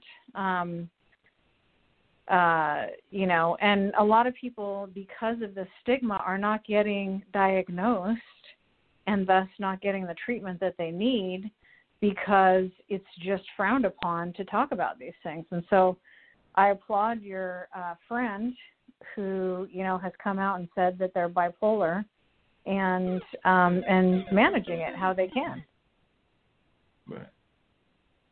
Yeah, and definitely didn't do that. And like I said, I was surprised that he had those kind of feelings about that particular interview. But yeah, it might have been one of those cancel culture kind of things that I know we've talked about here as well, also on this show, where he was feeling that it might have not caused enough of the issue to be addressed because of the way it was presented and all of that. So like I said, I'm still trying to find my kind of come back to your why. My why as to whether that's a good attitude or not a good attitude. But everybody has their own opinions on those and everything. As we're winding down and we've got about 10 more minutes to go and everything, what are some of the things that you think you would like to see our society tackle more of that we're not tackling for those that have got the resources? And I definitely think there are a number of things. Like, I'm a big fan that we need to do something with climate change, definitely need to do much better than we've been doing with race relations and with some of the things that are going on between the police and the inner city. But just as a thought leader yourself, and I consider you a thought leader, I was wondering some of your thoughts as to what you would like us to be tackling more of, and also, are you happy with the first 90 days or so? I know that's a big question of the current administration. Yeah, I think that you're right on. Definitely race injustice, all of that has been in the works for far too long. Needs to be some major headway made in that arena. And, less of the fighting and more of the how can we really create change in this, I'd love it if there was a way to make reparations, but I just don't know how that would look, and I definitely am not the right person for a solution to that, but it would be nice if we could at least moving forward recognize there's a real issue and deal with it in a kind and gentle way, without having to be so, polarized and, coming together on this and listening to each other and trying to understand better. And I think that's across every issue that we have. I don't know. I mean, I'd say I'm just slightly disappointed with the current administration. I feel like there were a lot of promises that haven't happened yet, but I still am holding a lot of hope. At least I feel like he's seems to me like a nice person, which matters. If you're going to be the leader of the free world, you should be a nice person and have other people's agendas in your mind as well, not just your own. But, I would never want to be the president. I certainly couldn't attest to what that position is like at all, and nor would I want to even know. Most of the time with news these days, I feel like less is more. The less I know, the better it is, only because I'm just not clear what is the truth anymore, because it seems like a lot of people have agendas. So, I think race is a huge issue that definitely needs to be tackled, and that's probably one of the biggest ones. And then we have obviously an economy issue, which is, not anybody's fault exactly, but, due to everything that's happened over the last year, there were certainly some things that could have been done differently. But, there's going to be a dip in the economy anyway based on the coronavirus. So, I'd like to see some people that are less, fortunate be able to kind of pick themselves up after all this. It's just been a huge hit on a lot of people, and I think that hasn't been said enough. The fact that the stimulus checks were taking so long and that there wasn't a plan in place to help for these sorts of things, and or there wasn't an urgency, is it's sort of it's sad. You know, a lot of people suffered and are still suffering. No, I definitely agree. A lot of folks are still suffering and everything. The other quick question I was going to ask you, and then I'll get to the one that I asked everybody at the end of the show and everything, is as a woman business leader, do you feel that we've done enough, and this may be one that we had to bring you back on to talk about at some later time, but you can give me the short version, in terms of addressing the glass ceiling? Because I do know that while we're glad that we've got a woman vice president, that a lot of time women business leaders are not given the same kind of just dues that y'all deserve, and the pay equity is ridiculous in terms of what the women business leaders get paid versus men business leaders and all of that in a number of professions. But as a lady and as a woman leader, I would want to know your thoughts. Yeah, no doubt about it. Women have definitely gotten the short stick on a lot of things. You know, certainly encouraging to have the VP be not only a woman of color, but also a woman. You know, that's fantastic. I couldn't be happier about that. Not for my generation, because we're, you know, we're on the other side, but for these new generations, because if they can't see what's possible, then it's hard to attain it. So that just alone is so huge for women and for people of color. But women in general, I have two things to say. One is, yes, we've gotten the short stick, but the other is, if you've decided you've gotten the short stick, then guess what you get? So you also get to dictate what you create, you know. I'm not saying that there are certain industries and or positions that have definitely not been earmarked for women, but do not let that stop you. That is a choice you can do. You are capable. I don't care where you come from, what race, what color, what nationality, what background, what circumstance, what gender or no gender. You can do whatever you want to do, but you cannot do it if you have that in mind, that you are the lesser, that everybody's going to be against you, you know, because people have done it. They've shown that it's able to be done. So part of it is the mindset of not allowing that other mindset to be part of your mindset.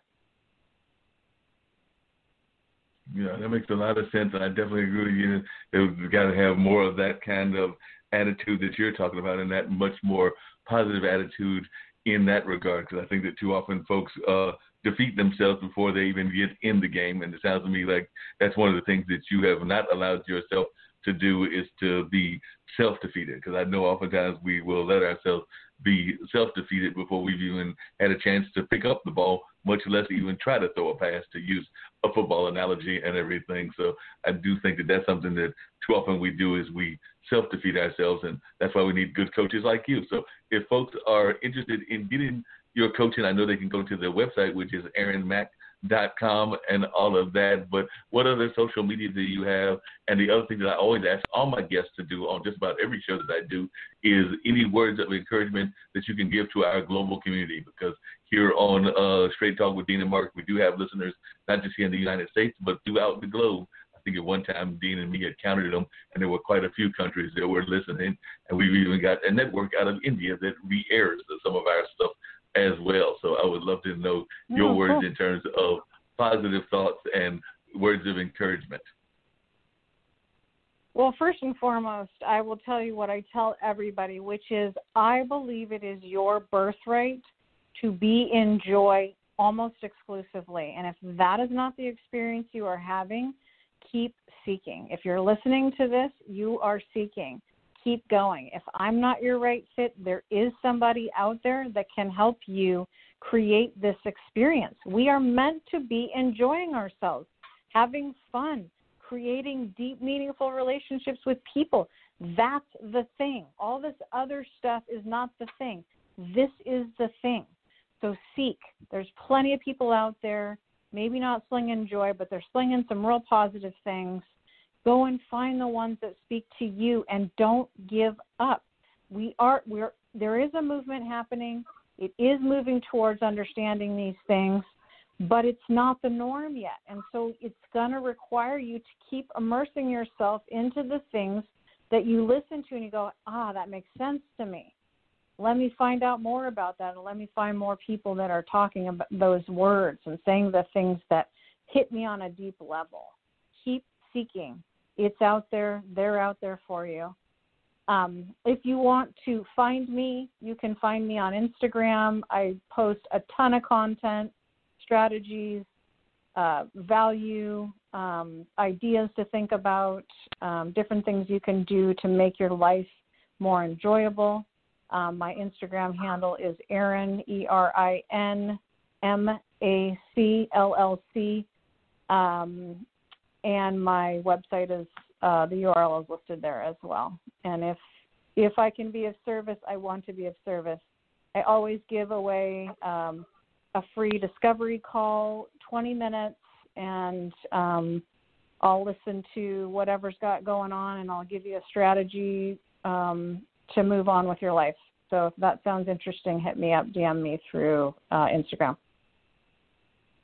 Well, I definitely think it will hopefully get you some people listening and definitely hopefully using your service. I definitely have found you to be an engaging conversation, and glad to know that you've got all kinds of great ideas. And I definitely think, like you said, this is a new movement going on, and hopefully we are part of that change. I know that same friend I was talking about with the bipolar talks about light warriors and things of that nature, and he considers me to be a light warrior. I would argue, meeting you through Potted and now on this phone, that I would put you in that same category as one that is trying to create positive change and bring light to society. So I definitely think that you've got that same kind of energy, and some of the other folks that I've had on this show and others have had that as well. So definitely trying to put some light on some very negative energy that's been out there much too long. So hopefully this is going to be a change in wave, and we'll see a better age coming in the not too distant future. I'm actually feeling,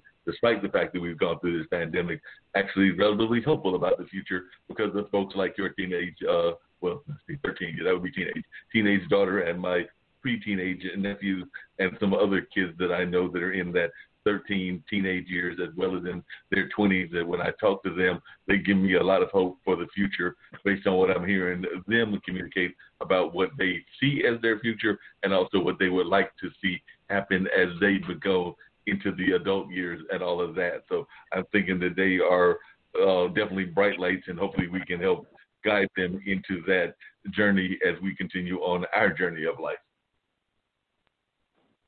Absolutely. Cool. Well, you have been a great guest. Dean, you want to tell folks where they can catch the replay at, and some of the other shows that we've got as well, and then that'll probably pretty much wrap up the show. But I think that Erin was a tremendous guest. Took us a little while to get going and everything, just because I've had a long day, but that's okay. That's what you do. You still find that energy at some point and keep it moving along and all of that. But it was definitely a fascinating interview, a great interview. But I would love to hear your thoughts, as well as maybe you can even give some advice on life to Erin in your closing remarks as well, because you've heard a little bit of her story and what she's went through, and you've had a very successful career and about to go into retirement in a few years and everything, but have also got a long time successful relationship that you've been part of, as you've oftentimes talk about your queen and all of that. So love to hear your thoughts as we wind the show up. Well, my thoughts are real short, man. And you know what? As every week when we do this, it's Straight Talk with Dean and Mark, y'all. Monday night, 7 p.m. Eastern Standard Time. Don't forget to catch the replays on the Skyhawk Radio Network tomorrow afternoon and Wednesday afternoon at 2 p.m. Eastern Standard Time. If you missed those, we do have replays on a number of platforms to include Radio Public, iHeartRadio, Google Podcasts, Spotify, Spreaker, TuneIn, Stitcher, Podbean, Apple Podcasts, Podchaser, Podcast Addict, Castbox, Podfollow, Deezer, Joe Savin, and right here at Blog Talk Radio, where we are a member of the Level Podcast Network, and you can catch other exciting shows such as the Black Girl's Guide to Surviving Menopause, the Chef Gang Radio Show, Funk from the Front Seat, Funk Music with Zach, Learning Unwrapped, Let's K-12 Better, Marketing with Rush, a.k.a. hashtag Rush Selfie, Mona Shake and the Minority Reports, Mullings, Music, and Memories with Mark Lee, the Online Dinner Party with Mark Lee, the Plant a Good Seed Podcast, the Reinvention Road Trip, She's on Call, the Just Podcast, the Mark Lee Show, the Spin It Social Hour, Virginia Interfaith Live, WNC Original Music, and of course, us, right here, Straight Talk with Dean and Mar. And like I always say, when you walk outside your front door, it's showtime and the world is your stage. Just make sure that people are not watching the rehearsal. With that being said, it's the six-man Dean Geronimo. Have an outstanding week, and we see y'all in 7 days.